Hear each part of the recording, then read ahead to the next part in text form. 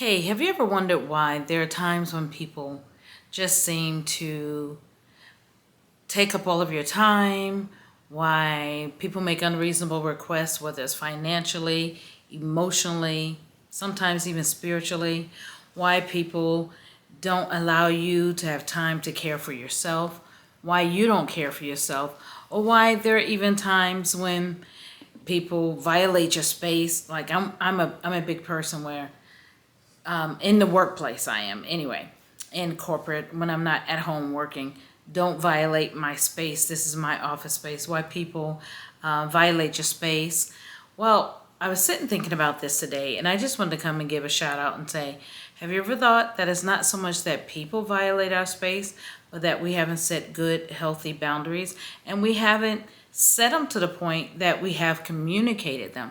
It's not even so much all the time that we don't know that this is a boundary we want, but it's that you haven't established that boundary, you haven't made it clear, you haven't communicated.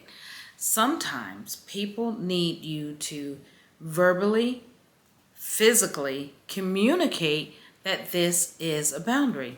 If individuals are calling you all times a day, all times a night, pulling on your time, and this is space and time that you need to yourself, you need to set a limit. You need to set a boundary, and guess what? You need to stick to it. Sometimes we set limitations, but we waver. We don't stick to it. We don't hold to our guns, and we allow people to violate that time and that space. We allow them to just shift. We say, well, okay, and we give in. Sometimes we say, this is our limit. We set budgets for our family. We set budgets financially. And then the first person that calls say, oh, can you do this for me? Can you give that? And it's outside of our budget. And then all of a sudden, there goes our budget. We have violated our own boundaries. We have not stuck to it. We have not, and I'm not saying don't help people in need. I'm not saying don't give. What I'm saying is you need to be able to set boundaries. Don't feel guilty about it. And don't let others violate your boundaries. There's a reason why boundaries are so important. Boundaries help you care for yourself. Boundaries help you care for your family. Boundaries help others respect you and grow. And sometimes we think that boundaries will limit relationships and boundaries break relationships. I'm here to let you know that boundaries help relationships grow. It helps us define how we respect one another, and builds mutuality and mutual respect and mutual love and concern. When you set a boundary, and when you set healthy, now I'm saying healthy boundaries, when you set healthy boundaries, do you know others see how much you care for yourself, how much you care for the people in your life, and they begin to love and respect you more for that? Listen, I'm getting ready to have a 3-day challenge on February 19th, 20, and 21.